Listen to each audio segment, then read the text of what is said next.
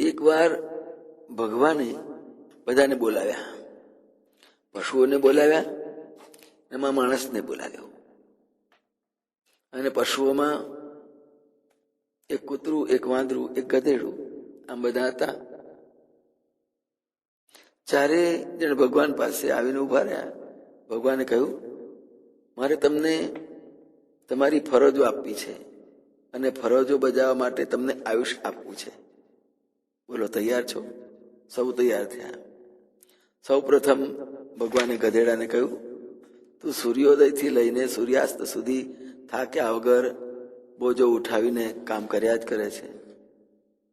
તને બુદ્ધિ નહીં હોય, તને હું 50 વર્ષનું જીવન આપું છું. ગધેડો બોલ્યો, અરે પ્રભુ, આવી જિંદગી જીવવાની હોય તો 50 વર્ષ કેવી રીતે નીકળશે? મને માત્ર 20 વર્ષ સુધી આયુષ્ય આપો ને. ભગવાને તેની વિનંતી માની રાખી.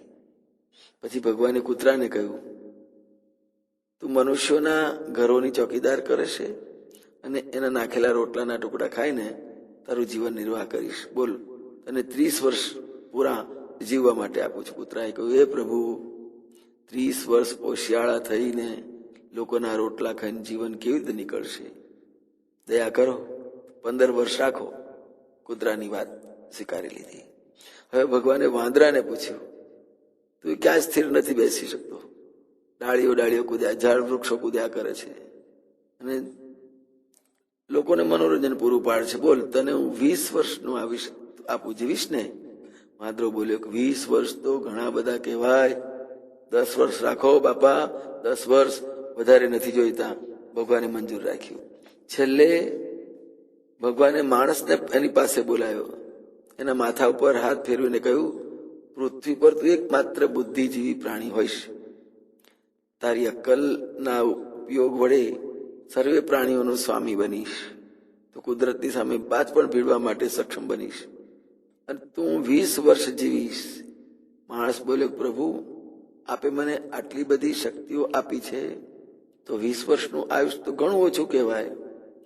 મને ગધેડાએ ના કરેલા 30 વર્ષ, કૂતરાએ ના પાડેલા 15 વર્ષ અને વાંદરાએ છોડી દીધેલા 10 વર્ષ, એ બધા મને આપી દો. ભગવાને માણસની ઈચ્છા પૂરી કરી. બસ ત્યારથી માણસ પોતે માણસ તરીકે 20 વર્ષ જીવે છે. લગ્ન પછીના 30 વર્ષ ગધેડાની જેમ સતત કામ કરતો વૈતરું કર્યો છે.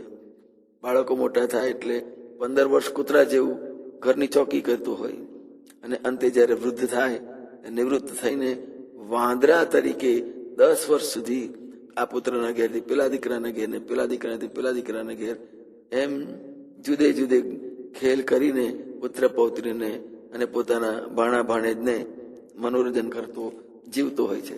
જય મહારાજ.